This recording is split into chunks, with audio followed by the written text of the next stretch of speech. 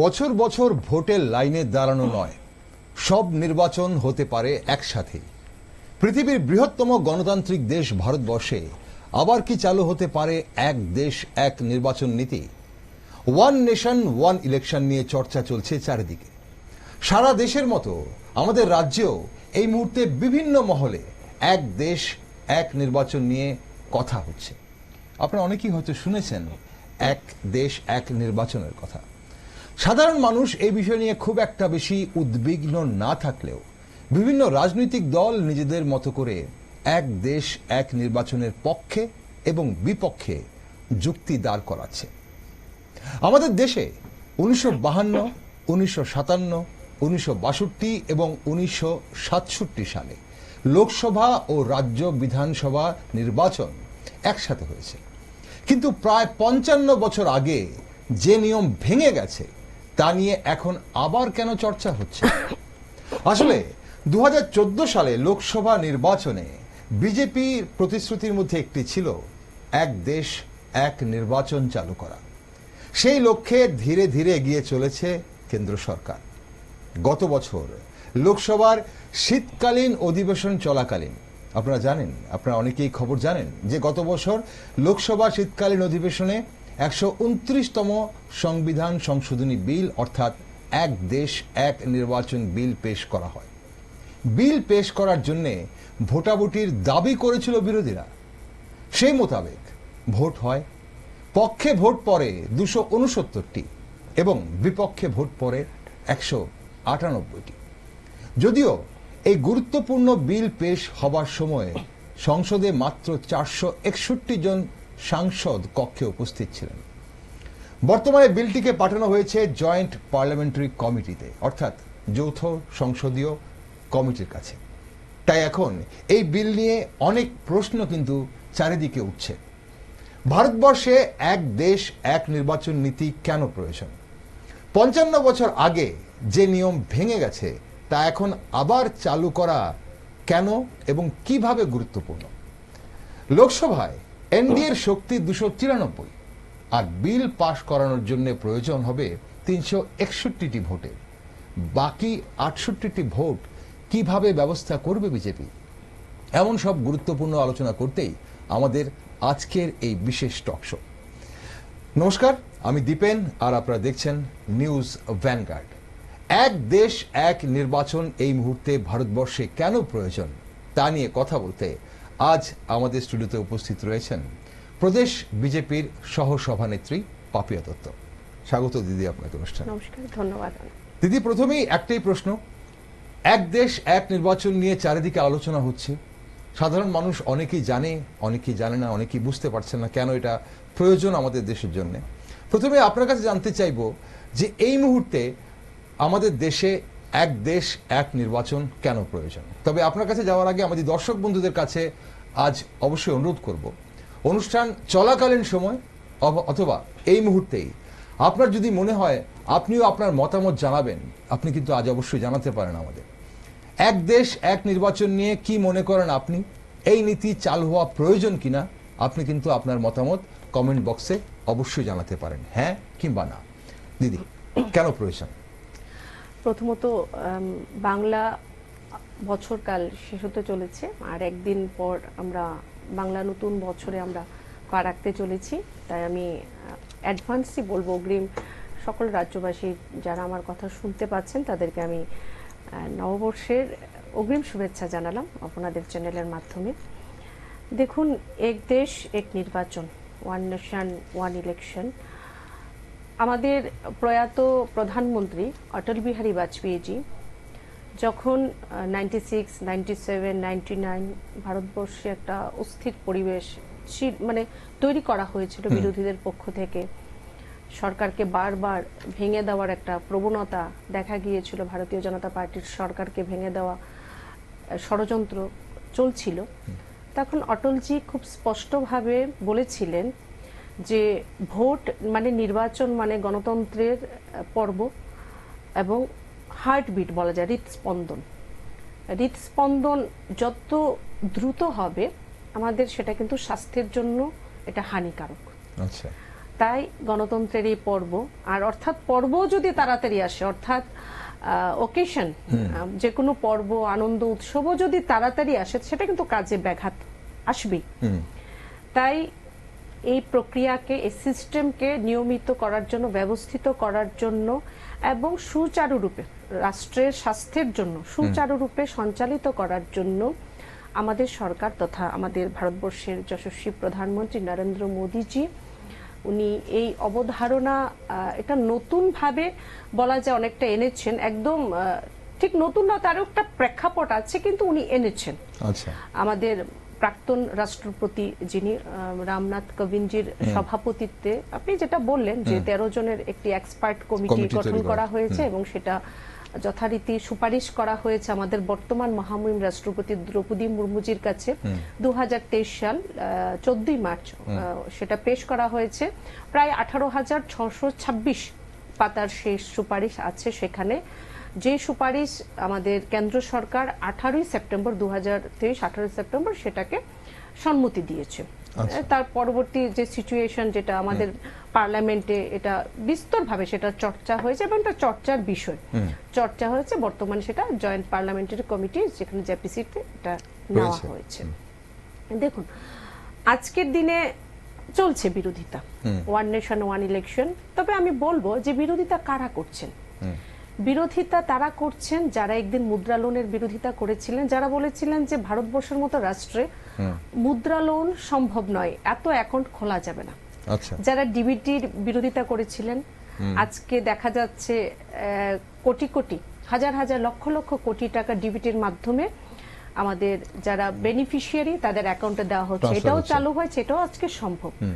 বিরোধিতা তারা করছেন যারা বলেছিলেন যে জিএসটি সম্ভব না, কিন্তু জিএসটিও এখন চলছে।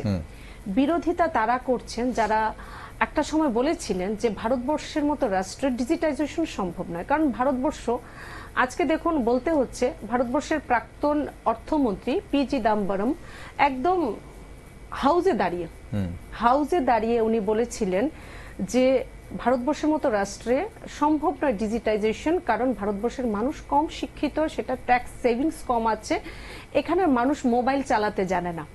কিন্তু নরেন্দ্র মোদীজির ভারতবর্ষের জনজনের যে সামর্থ্য এবং বিশ্বাস, আস্থা উপর উনি বিশ্বাস দেখিয়েছেন। আজকের দিনে আমার বলতে হয় যে ভারতবর্ষের পৃথিবীর টোটাল 48% ডিজিটাল ট্রানজ্যাকশন ভারতবর্ষে হচ্ছে, যা কিনা আমেরিকা এবং চীনকে যদি একত্রিত করি তার থেকে অনেক বেশি। আচ্ছা, তো আমি যদি ওয়ান নেশন ওয়ান ইলেকশনে আসি, সেটা বলবো যে এখানে 4টি অ্যাসপেক্ট আছে, 4টি দিক আছে, 4টি কারণ আছে যে ভারতবর্ষের জন্য আজ কেন জরুরি ওয়ান নেশন ওয়ান ইলেকশন। প্রথম হলো ফাংশনাল কারণ বলতে পারি, ফাংশনাল অ্যাসপেক্ট, ব্যবহারিক কারণ। দ্বিতীয়ত নিশ্চিতভাবে রাজনৈতিক পলিটিক্যাল, তৃতীয়ত কনস্টিটিউশনাল, যেটা সাংবিধানিক যে দৃষ্টিভঙ্গি, আর চতুর্থ হলো আমাদের যেটা সোশ্যাল এবং সামাজিক কারণে আজকের দিনে ওয়ান নেশন ওয়ান ইলেকশন ভারতবর্ষের জন্য জরুরি। ওকে, আমি আপনাকে একটু ইন্টারাপ্ট করবো, অবশ্যই সেটা আমরা জানতে চাইবো যে 4টে পয়েন্ট আপনি বললেন, ফাংশনাল, কনস্টিটিউশনাল এবং পলিটিক্যাল এবং সোশ্যাল। দর্শক বন্ধুরা, কিভাবে কেন প্রয়োজন আমাদের দেশে এক দেশ এক নির্বাচন? পক্ষে বিপক্ষে বিতর্ক রয়েছে, আমি আপনাদের বলছিলাম। বিভিন্ন রাজনৈতিক দল বলছে যে এই যদি নীতি যদি চালু হয়, এটা যদি আইন হয়ে যায়, তাহলে সেটা আমাদের দেশের সংবিধানের উপর একটা আঘাত। এবং বিজেপি বলছে যে এটা আমাদের দেশে এই মুহূর্তে প্রয়োজন। কেন প্রয়োজন বোঝার চেষ্টা করুন, চলুন আমরা বোঝার চেষ্টা করি, এবং তারপর অবশ্যই আপনারা ভেবে দেখবেন এটা কতটা প্রয়োজন কিংবা প্রয়োজন নয় এই মুহূর্তে। আপনি ফাংশনাল, পলিটিক্যাল, কনস্টিটিউশনাল, সোশ্যাল, 4টি ভাগে আপনি বলছেন এটা প্রয়োজন, বলুন। দেখুন, ফাংশনাল যে প্রথম পয়েন্ট, যে ফাংশনাল যে কারণ আমি যেটা বলছিলাম, যে আজকের দিনে বলা যায় যে পুরো সিস্টেম, যেটা ভারতবর্ষের নির্বাচনে যে পুরো সিস্টেম চলছে, সেটা যদি ব্যবহারিক দৃষ্টিতে আমরা দেখি, তাহলে বলা যায় ভারতবর্ষের ডেভেলপমেন্টের জন্য একটি ভাইটাল রোল এই one nation one election play করবে। যেখানে ধরুন আমরা যেটা দেখলাম যে 2024 যে লোকসভা নির্বাচন গেল, সেখানে ভারতবর্ষের এই নির্বাচনে সেটা অফিসিয়াল 1,35,000 কোটি টাকা সেখানে খরচ হয়েছে। এবং যদি ওয়ান নেশন ইলেকশন চলে আসে তাহলে কিন্তু সেখানে খরচ কমে যাবে। এবং একটি স্টাডি বলছে যে 1% জিডিপিতে 1% গ্রোথ চলে আসবে যদি ইলেকশন সাইমালটেনিয়াস হয়, যদি একসাথে করানো যায়। আরেকটি বিষয় দেখুন, আমাদের যারা প্যারামিলিটারি ফোর্স আছে বা আমাদের যে আরক্ষা দপ্তর যদি বলি, তাদের কাজ কি? তাদের কাজ হলো আমাদের internal external law and order দেখা, সিকিউরিটি দেখা, নাকি নির্বাচন করানো। বারবার নির্বাচন করানো থেকে যখন তারা বিরত হবেন তাহলে কিন্তু তারা অনেক বেশি আমাদের দেশের জন্য প্রোডাক্টিভ হয়ে কাজ করতে পারবেন। একবারে ভারতবর্ষে 5 বছরের মধ্যে 5 বছরে একবার 3-4 মাস তারা ইলেকশনের কাজ করে গেলেন, তারপর স্বস্থানে ফিরে গিয়ে তারা দেশের জন্য কাজ করতে পারবেন। আর বিশেষ করে যদি আমি আজকের দিনে কর্মচারীদের কথা বলি, সেটা আমাদের বিশেষ করে যারা প্রাইমারি শিক্ষক থেকে শুরু করে যারা একদম হায়ার সেকেন্ডারি হোক বা আমাদের কলেজ হোক, বিভিন্ন আধিকারিক কর্মচারী, আমরা কি দেখি যে সারাটা বছর তারা এই যে আমাদের যে ইলেকটোরাল যে রোল আছে, ভোটার তালিকা প্রস্তুতি, রিফর্মে তারা ব্যস্ত থাকেন। আমি যদি 2023 নির্বাচন আমাদের রাজ্যের, আমি একটা উদাহরণ দিচ্ছি, 2023 নির্বাচন হয়েছে আমাদের রাজ্যে, একটা ফাইনাল ভোটার লিস্ট পাবলিশ হয়েছে নির্বাচনের আগে, হয়েছে 2023, কিন্তু ঠিক 1 বছর পর 2024 আমরা লোকসভা নির্বাচন আমরা করেছি, তখন কিন্তু আরেকটি ভোটার লিস্ট কিন্তু আমাদের প্রস্তুত করতে হয়েছিল নির্বাচন কমিশনকে, স্টেট নির্বাচন কমিশনকে প্রস্তুত করতে হয়েছে, ভারতবর্ষের নির্বাচন কমিশনকে প্রস্তুত করতে হয়েছে ত্রিপুরার জন্য 1 বছরের ব্যবধানে। তো এই সারা বছর তাহলে ওয়ান নেশন ইলেকশন হলে একবারে কি হবে, একেবারে একটি ইলেকটোরাল রোল তৈরি হয়ে যাবে, প্রতি 5 বছর অন্তর অন্তর সেই ভোটার তালিকায় সেটা আমাদের হবে। তাই আমি বললাম যে ভারতবর্ষের যে স্বাস্থ্যকে সেটা সুচারুরূপে সঞ্চালিত করার ক্ষেত্রে ওয়ান নেশন ওয়ান ইলেকশন নিশ্চিতভাবে অনেক বড় ভাইটাল রোল প্লে করবে। তারপর যে বিষয়টি যে পলিটিক্যাল যে অ্যাসপেক্ট আমি বললাম, দেখুন আমাদের ভারতবর্ষের যশস্বী প্রধানমন্ত্রী, মানে এখানে আপনি আপনার এই কথাতে প্রথম কথাটাতে ফাংশনাল জায়গাটাতে আমি তাহলে বলতে পারি যে একটা অর্থ বাঁচবে, অর্থ নিশ্চিতভাবে দেখুন দেশের অর্থ বাঁচবে। ভারতবর্ষে বলি, ভারতবর্ষে প্রতি আমাদের যে 6 ঋতু আছে, প্রত্যেক ঋতুতে ভারতবর্ষে কোনো না কোনো রাজ্যে নির্বাচন হয়। ভারতবর্ষে প্রতি 5 মাস অন্তর অন্তর কোনো না কোনো রাজ্যে ভোটের, মানে শীতকালেও ভোটের হাওয়া, গরম হাওয়া কিন্তু বইতে থাকে ভারতবর্ষে এরকম। তাই 12,000 দেখা যাচ্ছে যে হাজার হাজার লক্ষ লক্ষ কোটি টাকা আমাদের বেঁচে যাবে এই ওয়ান নেশন ওয়ান। আর এটা এরকম নয় যে ভারতবর্ষ কনসেপ্টটা নতুন কিছু।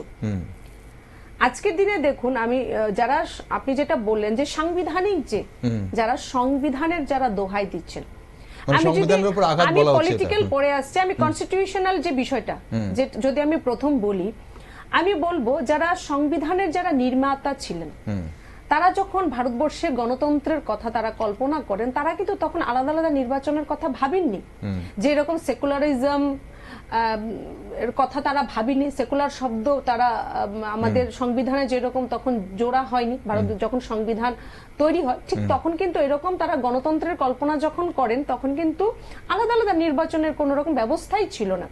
তখন এক দেশে এক নির্বাচনই ছিল, যে নির্বাচন 1951 থেকে শুরু করে 1967 পর্যন্ত ছিল।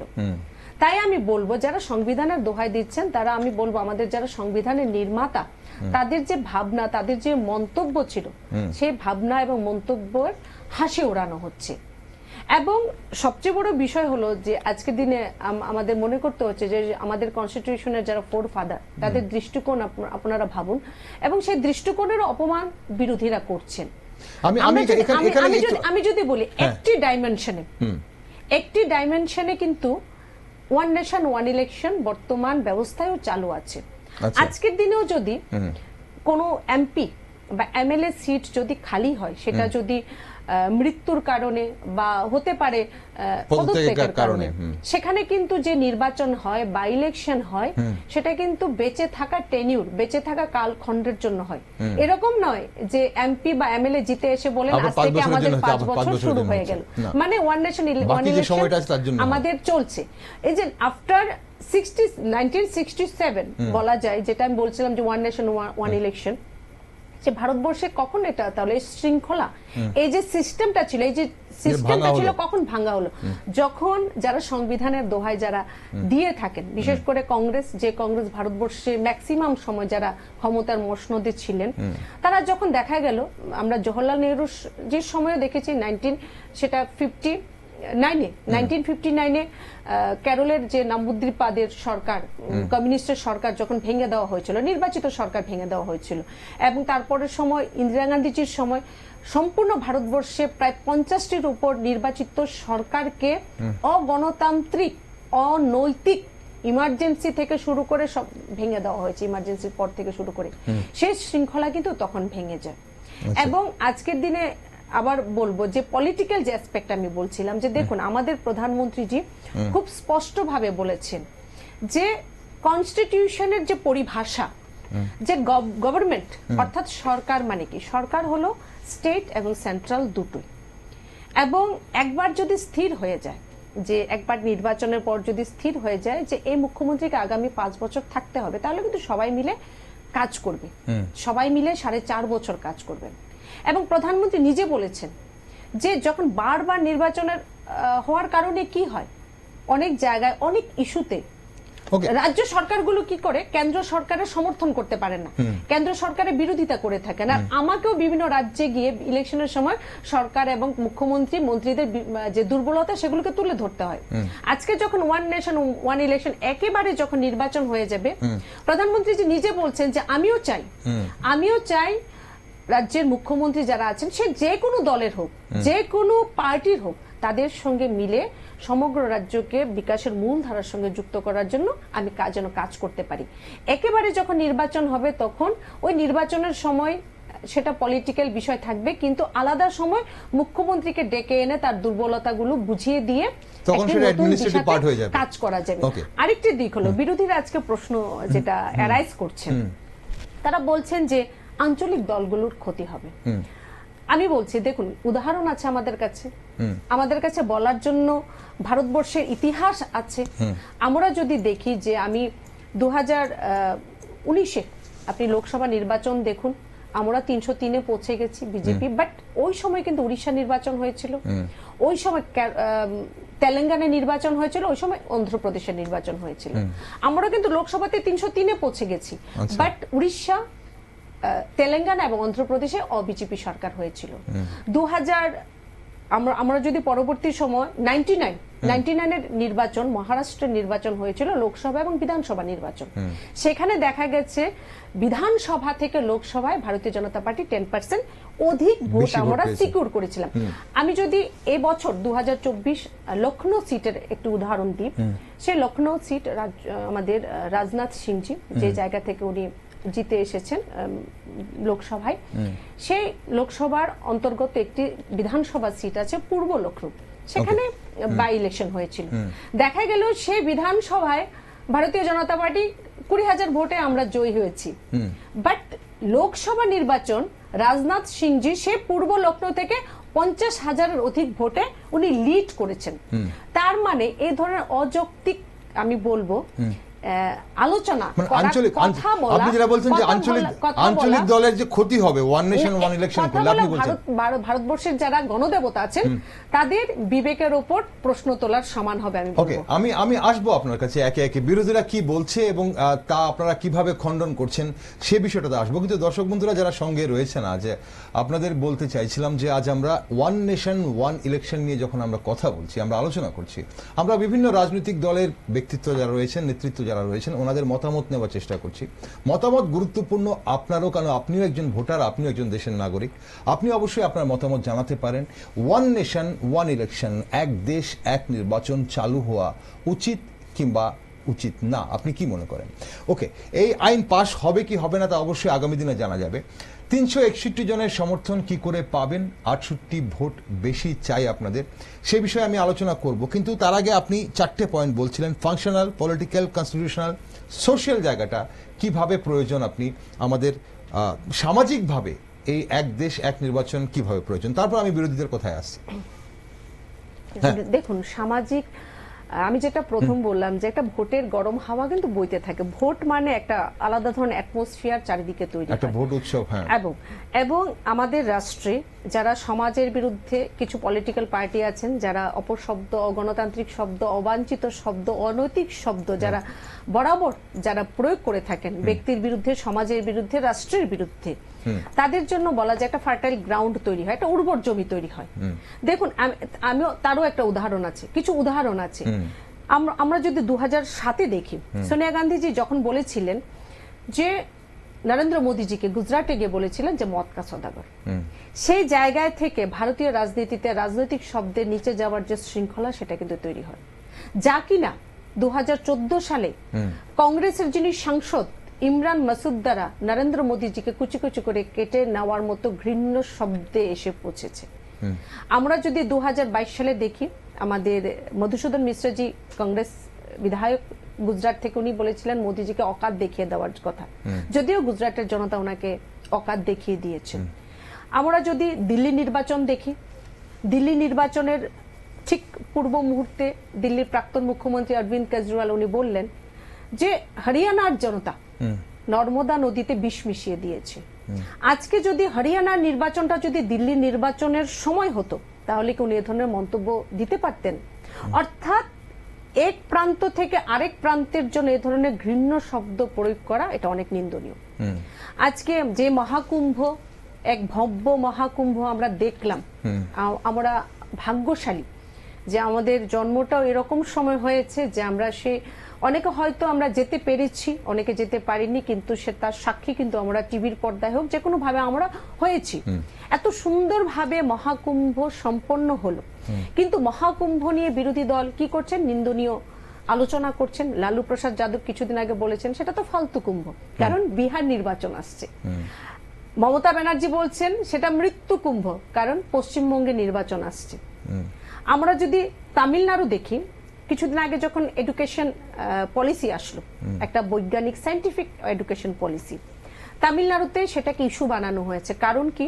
দেখুন, 1947-এ তামিলনাড়ুতে তামিল ভাষায় পড়াশোনা করতেন 97% ছাত্রছাত্রী, এবং 2 থেকে 3% পড়াশোনা করতেন ইংরেজিতে।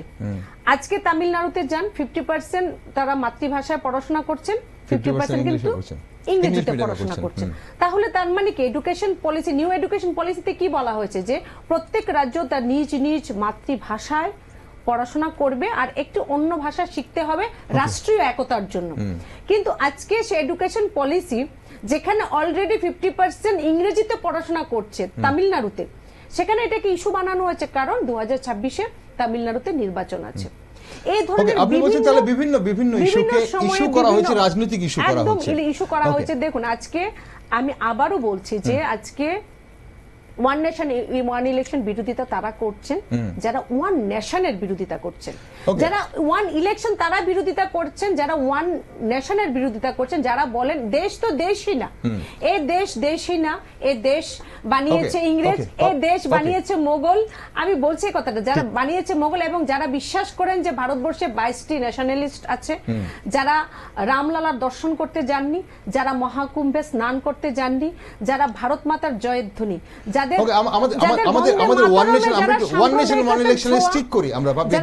তারা আজকের বিরোধিতা করছেন, এটা বাস্তব। এবং তাদের বিরোধিতা যে পয়েন্টগুলো তারা তুলে ধরছে, আমরা সেই পয়েন্টগুলো একটু আলোচনা করে আনার চেষ্টা করি। ওয়ান নেশন ওয়ান ইলেকশনে তারা রামলালার কথা বলেননি, ওয়ান নেশন ওয়ান ইলেকশনে তারা এনইপির কথা বলেননি। আপনি এনইপির কথা বলছিলেন, এনইপি 2020, ঠিক, এনইপি 2020 আমাদের রাজ্যে এখনো চালু হয়নি, 2025 সালে আমরা আছি। সেটাও কিন্তু জনগণ জানতে চাইছে যে আমাদের রাজ্যে কেন এনইপি 2020 এখনো চালু হলো না। তবে এখানে বিরোধীদের বক্তব্যের মধ্যে যে মূল যে বলছে যে এই বিলের মাধ্যমে সংবিধানের মূল কাঠামোকে আঘাত করা হয়েছে, যুক্তরাষ্ট্রীয় পরিকাঠামোর উপর আক্রমণ করা হয়েছে, এক নায়কতন্ত্র কায়েমের চেষ্টা এবং এক ব্যক্তির ইচ্ছে পূরণের চেষ্টা, বিরোধীরা বলছে। এখন আপনি যেটা বলছেন যে আমাদের দেশে একসময় ছিল, এবং আমাদের দেশে সংবিধান প্রণেতারা যারা ভেবেছিলেন যে আমাদের দেশে এইভাবেই ইলেকশন হবে, যার জন্য প্রথম 4টে 1952 থেকে 1967 অবধি আমাদের দেশে এইভাবে ইলেকশন হয়েছে। এখন বিশেষজ্ঞরা বলছে যে আমাদের মতো দেশে স্বাধীন হওয়ার পরই আমাদের দেশে যারা সংবিধান প্রণেতারা ওনারা দেখেছিলেন যে ভেবেছিলেন যে এভাবে ইলেকশন করলে ঠিক হবে, কিন্তু সরকার চালাতে গিয়ে বা দেশ চালাতে গিয়ে তৎকালীন সময়ে যারা রাজনীতিবিদরা ছিলেন তারা ভেবেছেন বা দেখেছেন যে এভাবে ইলেকশন করানো বা নির্বাচন করানো সম্ভব হচ্ছে না, হলে সেটা দেশের হিতে আসছে না। তার জন্যে এই নিয়ম ভাঙা হয়েছিল 55 বছর আগে। এখন আপনারা বলছেন যে অর্থ বাঁচবে বা অ্যাডমিনিস্ট্রেটিভ দক্ষতাকে বাড়ানোর জন্য, এবং যে বারবার যখন এই ধরনের একটা উৎসব হয় তখন অনেক কিছুর ব্যাঘাত ঘটে, সেটা যেন বারবার না হয় তার জন্যে এভাবে একসঙ্গে ইলেকশন করা যাওয়া সম্ভব হতে পারে। কিন্তু এখানে একটা প্রশ্ন আছে। প্রশ্ন হচ্ছে যে যখন লোকসভা নির্বাচন হয় আমরা দেখি গোটা দেশে সেন্ট্রাল যেসব স্কিমগুলো থাকে বা মানুষের যে দেশের যেসব বিষয়গুলো থাকে সেই সব বিষয়গুলো প্রাধান্য পায়। যখন রাজ্যের নির্বাচন হয় তখন মানুষের ছোটখাটো রাজ্যের সমস্যাগুলো সেগুলো প্রাধান্য পায়। বিশেষজ্ঞরা বলছেন যে যখন কেন্দ্রের এবং রাজ্যের নির্বাচন একসঙ্গে হবে তখন রাজ্যের ইস্যুগুলো কোনো ভ্যালুই পাবে না। এটা আপনারা মানেন কিনা? না, নিশ্চিতভাবে না। দেখুন, আমি প্রথমেই বলেছি যে প্রধানমন্ত্রীজির ভাবনা কি, যে একসাথে কাজ করতে হবে। আজ ভারতবর্ষ যে রাষ্ট্রীয় যে একতা, যে ওয়ান নেশন, দেশ যদি এক হয়ে থাকে, দেশকে আজ কিন্তু বিভিন্ন প্রান্ত, বিভিন্ন বর্গ, বিভিন্ন নির্বাচনের মাধ্যমে কিন্তু টুকরো করা যাবে না। আজ কোন রকম ভাবে আজকে লোকসভা নির্বাচনের সাথে কিন্তু আমাদের 3-4টি রাজ্যে কিন্তু বিধানসভা নির্বাচন হয়ে থাকে।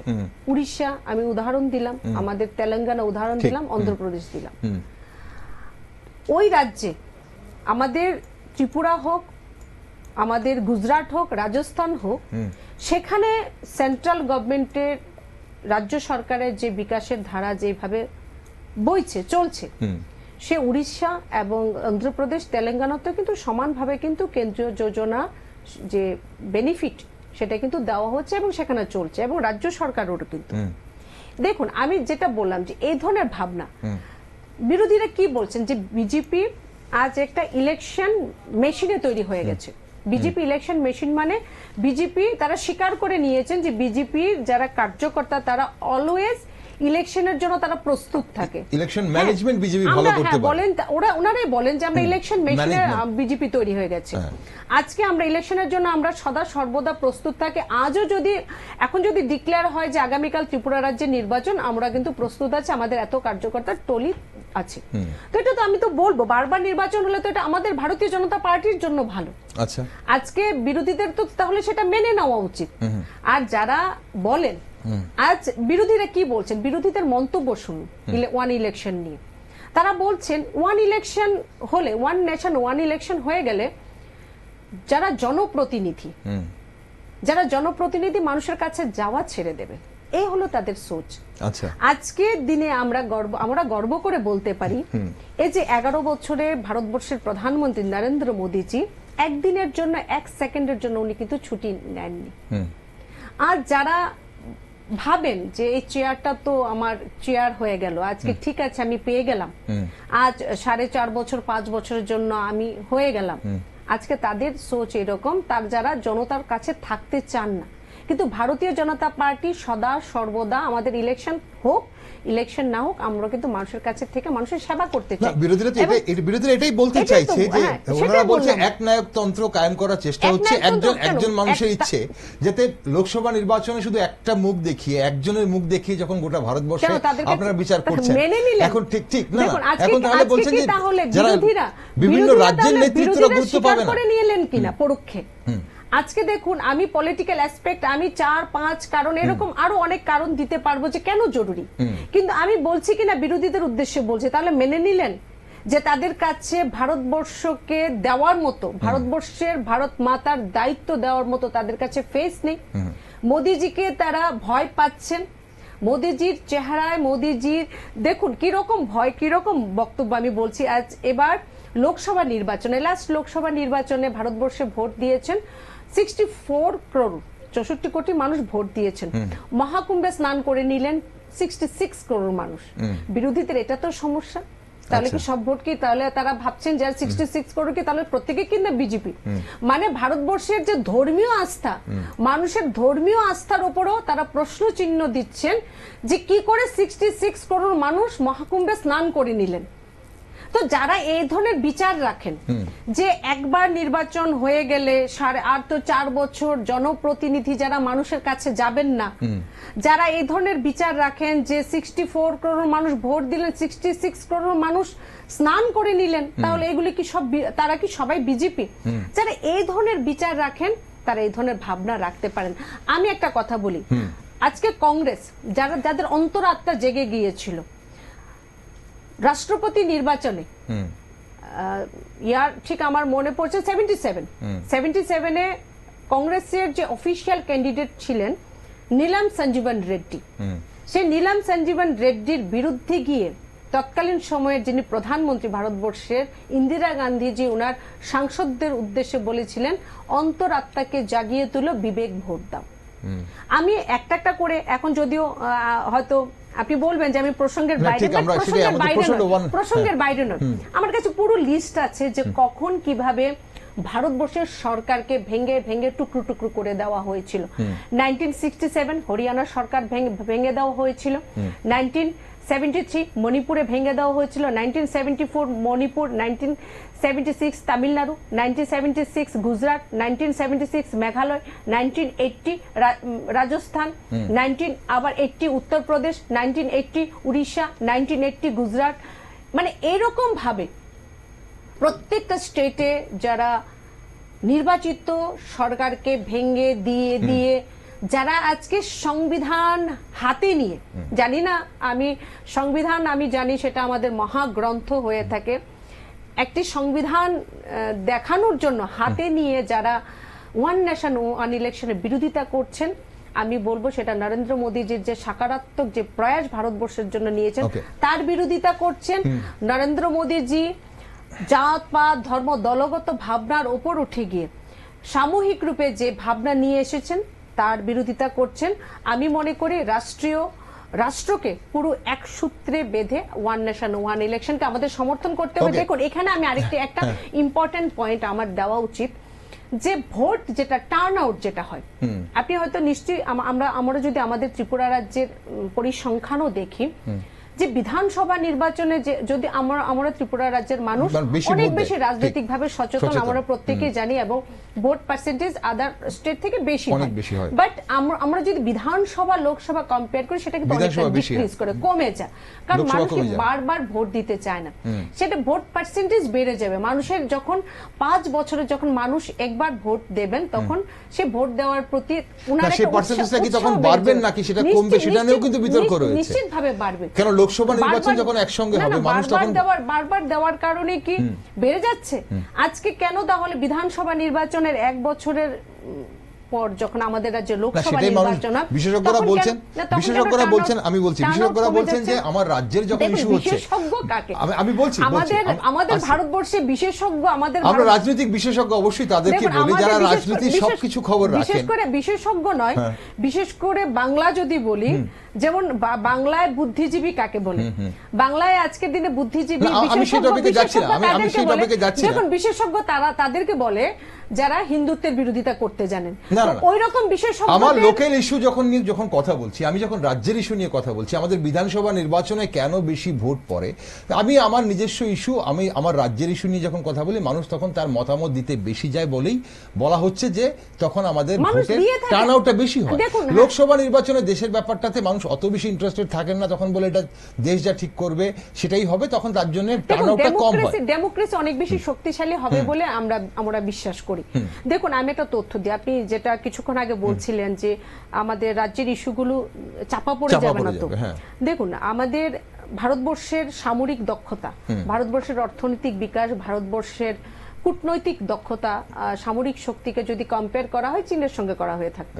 একটা তথ্য আমি দিচ্ছি, 1950 থেকে 1960 ওই যে 1 দশক, সেটা কিন্তু আমরা কিন্তু চীন থেকে অনেক বেশি এগিয়েছিলাম। আচ্ছা, কংগ্রেসের সরকার ছিল বলছি, এগিয়েছিলাম, সেটা 73-74 পর্যন্ত আমরা এগিয়েছিলাম। যদিও 1978-এ চীন নিউ ইকোনমিক পলিসি ওনারা অ্যাডপ্ট করেন, আমরা কিন্তু তার পরবর্তী সময় 83-84ও আমরা এগিয়েছিলাম। সেই শৃঙ্খলা ভেঙে যায় 86-87-এ, তখন চীন একটু একটু করে এগিয়ে যায়।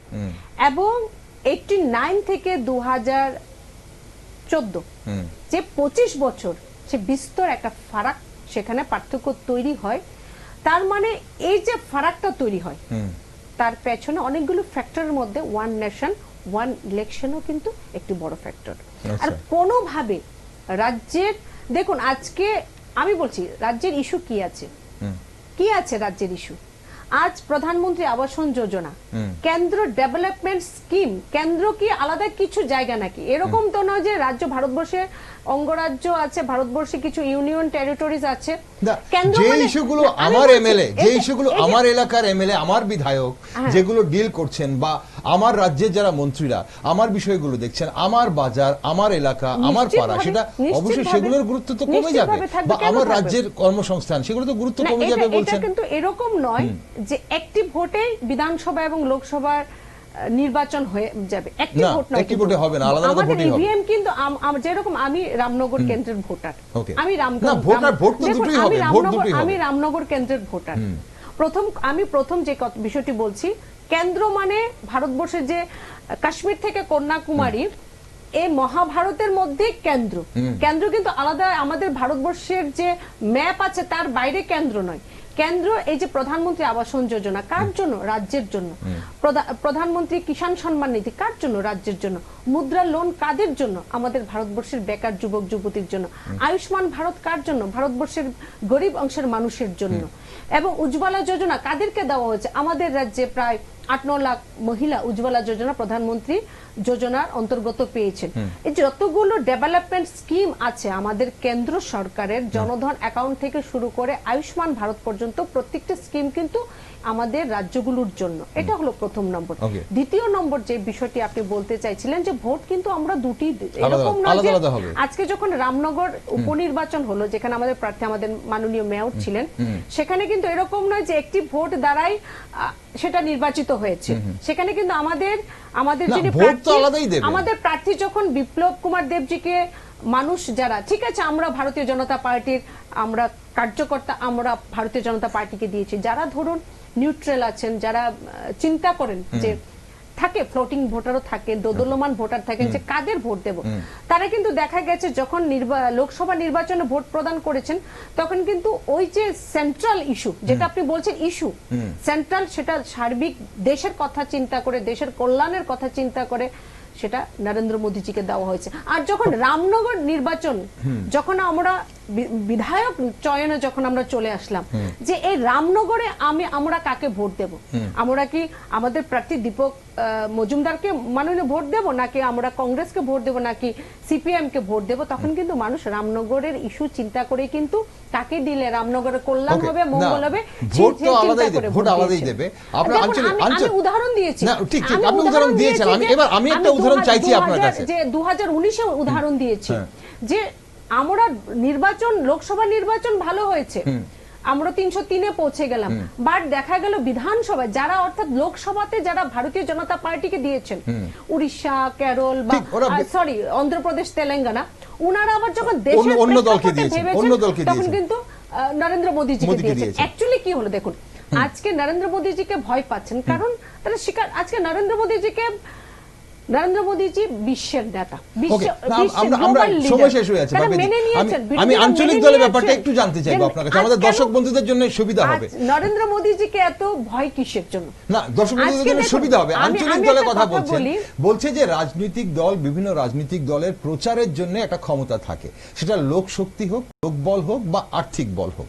এখন আঞ্চলিক দলগুলো ভীষণভাবে সংকটে পড়বে যদি এই আইন পাস হয়, কারণ যখন কেন্দ্র সরকারের মানে নির্বাচন এবং রাজ্য সরকার নির্বাচন হবে, তখন কেন্দ্র সরকারের নির্বাচনের জন্য জাতীয় দলগুলোর সাথে আঞ্চলিক দলগুলো কোনোভাবেই প্রচারে হোক বা অন্যান্যভাবে হোক আর্থিকভাবে টেক্কা দিয়ে পারবে না। সেখানে আর্থিক সংকটে পড়ে যাবে আঞ্চলিক দলগুলো এবং তাতে ভোটারদের প্রভাবিত করা হবে।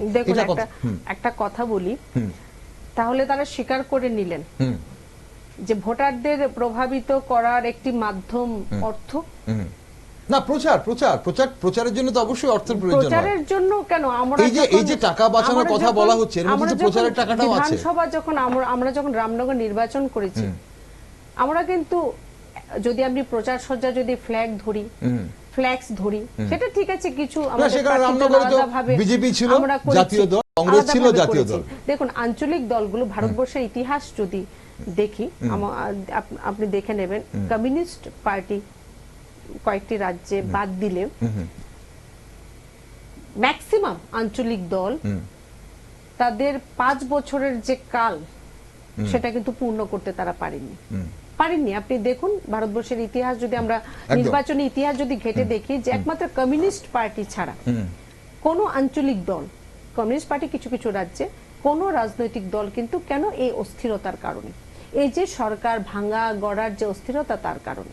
তামিলনাড়ুতে 5 বছরের বেশি করছে। হ্যাঁ, কিছু রাজ্যে, আমি তো বললাম যে ম্যাক্সিমাম রাজ্যে আঞ্চলিক দলগুলো কিন্তু তাদের যে টেনুর, তারা কিন্তু অনেক বেশি তারা পারেনি। তাহলে মানে জাতীয় রাজনীতিতে আঞ্চলিক দলগুলো গুরুত্ব কমছে, তাহলে এই আইন যদি পাস হয়, এটা আপনি স্বীকার করছেন? না, সেটা নয়, এখনো মানে এই আইন পাস হলে মানে আঞ্চলিক দলের গুরুত্ব কমবে? গুরুত্ব কেন কমবে, আমি বলি গুরুত্ব বাড়বে। আচ্ছা, কাজ করার প্রবণতা বাড়বে, আঞ্চলিক দলগুলোর কাজ করার প্রবণতা বাড়বে। যে দুর্বলতাগুলো আছে, প্রধানমন্ত্রী যেটা বললেন, যে দুর্বলতাগুলো যেখানে আছে, সেই দুর্বলতাগুলো দূর করার একটা সুযোগ থেকে যাবে। আজকে আঞ্চলিক দলগুলো, দেখুন, ভারতবর্ষের যে বিভিন্ন স্টেট, আপনি পশ্চিমবঙ্গ বলুন বা বিভিন্ন স্টেটে বলুন, আজকে আমি প্রথম উদাহরণই দিলাম যে আঞ্চলিক দলগুলো ভেঙে যাওয়ার পেছনে কোনো কারণ থাকতে পারে না। আজকে দেখুন, বিরোধিতার জন্য রাষ্ট্রীয় একতার ক্ষেত্রে যত ডিসিশন নেওয়া হয়েছে, সেটা 370 ক্ষেত্রেও তো তারা বিরোধিতা করেছেন, ট্রিপল তালাকেও বিরোধিতা করেছেন, সিটিজেনশিপ অ্যামেন্ডমেন্ট বিলও তারা বিরোধিতা করেছেন, রাম মন্দির নির্মাণ হয়ে গেছে, রামলালা তার স্থানে অধিষ্ঠিত হয়েছেন, সেটা নিয়েও এই ভারতবর্ষ এরকম একটি রাষ্ট্র যে আমাদের দুর্ভাগ্য, রামলালাকেও তার নিজ ঘরে ফেরার জন্য মোদিজি কখন আসবেন তার জন্য অপেক্ষা করতে হয়েছে, বিরোধিতা করেছেন। অ্যাকচুয়ালি দেখুন, আঞ্চলিক দলগুলো তাদের অস্তিত্ব এমনিতে বিভিন্ন রাজ্যে, কিছু রাজ্যে এই যে সমর্থন করা হয়েছে আমাদের ওয়ান নেশন ওয়ান ইলেকশনকে, সেখানে কিন্তু 32টি পার্টি আছে, সেখানে কি আঞ্চলিক দল নেই? সেখানে কি আঞ্চলিক, এই যে 32টি পার্টি আছে, সেখানে আঞ্চলিক দল নেই? বিরোধিতা কারা করেছেন? মাত্র 15টি আঞ্চলিক দল, যারা কখনো ইউপিএ গঠন করেছেন। আমরা কিন্তু সে এনডিএ যে চলছে, আজও এনডিএ আগেও এনডিএ ছিল, যখন গঠবন্ধন হয়েছে অটলজির সময় থেকে এখনো এনডিএ চলছে। তারা তো একতা, যে ইউপিএ, তখন ইউপিএ ছিল, এখন ইউপিএ থেকে ইন্ডিয়া অ্যালায়েন্সে চলে আসলো, আর ইন্ডিয়া অ্যালায়েন্সও তো আজকে ভেঙে গেল। না, এখন তো অনেকেই বলছে যে ভেঙে গেল, না, ইন্ডিয়া অ্যালায়েন্সকে আবার একসঙ্গে আসার জন্য সুযোগ আপনারা করে দিচ্ছেন, বলছে ওয়ান নেশন ওয়ান ইলেকশন করে বিরোধীরা একজোট হচ্ছে। অনেকবার হয়েছে, 1900 তারা অ্যালায়েন্স এসেছিলেন, মহাজোট মহাগঠবন্ধন চলে আসছেন, দেখলাম 2024 দেখলাম ইন্ডিয়া অ্যালায়েন্সের নামে অনেক কিছু হয়েছে। তো মানুষ কিন্তু, মতদাতা যারা আছেন, গণদেবতা যারা আছেন, তাদের বিবেক চিন্তার উপর আমাদের বিশ্বাস রাখতে হবে। আমি এক কথাই বলবো, ভারতবর্ষের আর্থিক স্থিতিকে অনেক বেশি শক্তিশালী করার জন্য, স্টেবল করার জন্য ওয়ান নেশন ওয়ান ইলেকশন প্রয়োজন আছে। ভারতবর্ষের যে রাজনৈতিক অস্থিরতা, একে অপরের বিরুদ্ধে যে ধরনের মিথ্যাচার, অপশব্দ, এই যে রাজনৈতিক গরম একটা হাওয়া সারা বছর বইতে থাকে, না, সেই সৌজন্যতাটা কি ওয়ান নেশন ওয়ান ইলেকশনে কমে যাবে? মানে এই যে রাজনৈতিক সৌজন্যতা বজায় থাকছে না, সৌজন্যতা বাড়বে না, থাকছে না, যেটা সৌজন্যতাটা যেটা থাকছে না, বাড়বে। ধরুন, দেখুন, আজকে যখন ইলেকশন একবার হয়ে গেল, ধরুন আপনার সঙ্গে সেটা তো ইলেকশনের সময় ব্যবহার করা হয় সেই শব্দগুলো। হ্যাঁ, মতভেদ হলো, মতানৈক্য হলো, যখন আমরা দেখব যে আগামী আরো 5 বছর পর ইলেকশন, নিশ্চিতভাবে সেই জিনিসটা কিন্তু আমিও ভুলে যাব। আমাদের রাজ্যে 5 বছরে 5টি ইলেকশন হয়, 5 বছরে 5 বার কোড অফ কন্ডাক্ট। আমাদের রাজ্যে ত্রিপুরা, আমাদের যে রাজ্য ত্রিপুরা, 5 বার ইলেকশন হয়, বিধানসভা, লোকসভা, মিউনিসিপ্যালিটি, পঞ্চায়েত এবং এডিসি। এই যে কোড অফ কন্ডাক্ট চালু হচ্ছে, তার ফলে কি হচ্ছে, ডেভেলপমেন্ট ওয়ার্ক গুলো তো আটকে যাচ্ছে, কাজগুলো হচ্ছে না ঠিক ভাবে। আজকে দেখুন, আঞ্চলিক দল সেরকম কিছু না, বিরোধিতা, আমি সেটা বললাম, আঞ্চলিক দল বিরোধিতা করছেন না। আজকে আঞ্চলিক দলগুলোর অবস্থা যদি সংকটাপন্ন হয়, তাহলে কিন্তু সেটা নীতিশ কুমারজির দলেরও হবে, মমতা ব্যানার্জির তৃণমূল কংগ্রেসেরও হবে, সেটা ডিএমকেরও হবে, এআইএডিএমকেরও হবে, ঠিক কিনা? ঠিক, সেটা এখন লালু প্রসাদ আঞ্চলিক- যাদবজির হবে। কিন্তু দেখা গেল ম্যাক্সিমাম আঞ্চলিক দল 32টা আঞ্চলিক দল এই বিলকে সমর্থন দিয়েছেন, হোয়ারেজ 15টি আঞ্চলিক দল, কারা 15টি আঞ্চলিক দল? সিপিএম, আমাদের তৃণমূল, এদিকে তৃণমূল কংগ্রেস, লালু প্রসাদজির আরজেডি। না, এই 15টি দলের মধ্যে জাতীয় দল কংগ্রেস রয়েছে, কংগ্রেস ছাড়া বাকি আরো কিছু দেখুন রয়েছে। জাতীয় দল, সেটা বলুন, ধরুন যারা নিজের যে ইউপিএ থেকে যাদের এনডিএ তে জাম্প করে আসতে হয়, এনডিএ থেকে হয়তো আগামী 2029-এ কোথায় যাবেন আমরা জানি না, ইন্ডিয়া অ্যালায়েন্সে যাদের আসতে হয়, যারা নিজেদের স্থায়িত্ব দিতে পারেননি, তারা ওয়ান নেশন ওয়ান সেটাই বলছি যে এখন বিভিন্ন এই বিলের মাধ্যমে বা বিভিন্ন ইস্যুর মাধ্যমে বলা হচ্ছে যে বিজেপি তাদেরকে একজোট করার সুযোগ করে দেওয়া হচ্ছে, এটা অনেকেই বলছেন। ওকে, আমি অনুষ্ঠানের সময় ফুরিয়ে যাচ্ছে। আমরা তো চাই তারা একজোট থাকুক, কিন্তু তারা থাকে কোথায়? আমরা তো চাই তাদের যে জোট, সেটা আশীর্বাদ করে তারা থাকুক। কারণ তাদের যে বিচার, শুনুন, তাদের যে বিচার, ইন্ডিয়া অ্যালায়েন্সের এক এক পার্টির যে বিচার, যে রাষ্ট্র বিরোধী বিচার, আজকে বাংলার অবস্থা দেখুন, মুর্শিদাবাদের অবস্থা দেখুন, আজকে কোথায় আমাদের মুখ্যমন্ত্রী কোথায় আছেন? আজকে হিন্দুদের অবস্থা, বাড়ি ঘর ছেড়ে আমরা যেভাবে দেশ ভাগের সময় যেভাবে বাংলাদেশ থেকে আমাদের বিতাড়িত হয়ে সবকিছু ছেড়ে যেভাবে আসতে হয়েছিল, ধর্মীয় নির্যাতনের শিকার হয়ে আজকে আমাদের রাষ্ট্রে, পশ্চিমবঙ্গের মতো রাজ্যে আজকে হিন্দুর অবস্থা দেখুন। আজকে মমতা ব্যানার্জির বিচার, আজকে লালু প্রসাদজির বিচার, যিনি চারা ঘোটালায় জেলে থাকতে হয়েছিল একজন মুখ্যমন্ত্রীকে, আজকে আম আদমির বিচার, যিনি ভারতবর্ষে দিল্লিতে কারাপশনের কারণে যাকে জেলে থাকতে হয়েছিল, ওই ধরনের দলের সঙ্গে আমাদের ভারতীয় জনতা পার্টি কখনো অ্যালায়েন্স করতে যাবে না। আমরা চাই যারা অ্যালায়েন্স করেছেন, ভারতবর্ষের সমস্ত ভ্রষ্টাচারের যে দলগুলো যারা অ্যালায়েন্স করেছেন, সেই অ্যালায়েন্স যেন তাদের দীর্ঘজীবী হয়, কিন্তু দুর্ভাগ্য সেই জায়গায়ও তারা স্থির থাকতে পারেন না। ওকে, সেই অ্যালায়েন্স কতদিন থাকবে বা আগামী দিনে কি রূপ নেবে সেটা অবশ্যই সময় বলবে। কিন্তু এই মুহূর্তে দর্শক বন্ধুরা, আমরা যে বিষয়টা নিয়ে আজ আলোচনা করছিলাম, সময় ফুরিয়ে আসছে, একদম 1 মিনিট সময় আমার হাতে আর আছে খুব বেশি হলে। এক দেশ এক নির্বাচন নিয়ে আলোচনা হচ্ছিল। আপনি কি মনে করেন? আপনার মতামত অবশ্যই জানাবেন আজ, কারণ দেশের প্রত্যেকটা নাগরিকের, প্রত্যেক ভোটারের কিন্তু মতামত নেওয়া বাঞ্ছনীয়, এবং আমরা চাইছি সবাই আপনারা বলুন যে এই এক দেশ এক নির্বাচন চালু হওয়া উচিত কিনা। আজ প্রদেশ বিজেপি সহ সভানেত্রী আমার সঙ্গে রয়েছেন। তবে এক দেশ এক নির্বাচন নিয়ে 1983 সালে নির্বাচন কমিশন সুপারিশ করেছিল, কিন্তু তৎকালীন সরকার আমল দেয়নি। 1999 সালের আইন কমিশনের রিপোর্টও কিন্তু একযোগে নির্বাচনের জন্য জোর দেওয়া হয়েছিল। 2016 সালে আবার এই বিষয় নিয়ে কেন্দ্র সরকার উদ্যোগী হয় এবং 2018 সালে ল কমিশন জানায় এই নিয়ম চালু করতে গেলে সংবিধানের কমপক্ষে 5টি ধারা পরিবর্তন করতে হবে। 2023 সালে কেন্দ্র সরকার আবার এই নিয়ম চালু করার উদ্যোগ নিয়েছে। এখন এই যে বিল পেশ হয়েছে, সেই বিল জেপিসিতে রয়েছে। একটা শেষ প্রশ্ন, যে শোনা যায় যে বিল নিয়ে বিজেপির অন্দরেও দ্বিমত রয়েছে, এবং বিল পেশের যে একটা হুইপ জারি করা হয়েছিল যেদিন বিল পেশ করা হবে, সেখানেও কিন্তু বিজেপির অনেক সাংসদরা, ইভেন কি মন্ত্রীরাও উপস্থিত থাকেনি। এটা কতটা সত্যি? দেখুন, সেই জায়গায় তো আমি ছিলাম না, কিন্তু আমাদের যে অ্যালায়েন্স, সেটা 272, সেই জায়গায় 269টি ভোট এনডিএ এর পক্ষে এসেছে, 198 ভোট ইন্ডিয়া অ্যালায়েন্স তারা পেয়েছেন। মেবি এখন 68টি ভোট তো বেশি প্রয়োজন হবে, সেই 68টি ভোট নিশ্চিতভাবে। দেখুন, ভারতবর্ষে অনেক কিছুই অবাস্তব ছিল, অনেক কিছু মনে হতো হবে না। যখন সিটিজেনশিপ অ্যামেন্ডমেন্ট অ্যাক্ট যখন আনা হয়েছিল, সেটাও মনে হয়েছিল হবে না। বিরোধীদের যেভাবে প্রচার ছিল, এটা সম্ভব নয়, বিনা রক্তপাতে সম্ভব নয়, তো এটাও সম্ভব হয়েছে। 370 ধারাও বিনা রক্তপাতে সম্ভব হয়েছে। বিরোধীদের অনেক রাম মন্দিরও বিনা রক্তপাতে সুন্দরভাবে রামলালা অধিষ্ঠিত হয়েছেন। যেটা আমি বললাম, মুদ্রা যোজনা হোক, জিএসটি হোক, সবকিছু যখন ভারতবর্ষে সাকারাত্মক, যখন পরিবর্তনের প্রয়োজন ছিল, ভারতবর্ষের সবকিছুর বিরোধিতা হয়েছে, সবকিছু বিরোধীদের অসম্ভব বলে মনে হয়েছে। কিন্তু আজকে আমি আপনাদের টকশোতে বলছি যে ওয়ান নেশন ওয়ান ইলেকশনও হবে, ওয়াকফ বিলও হবে।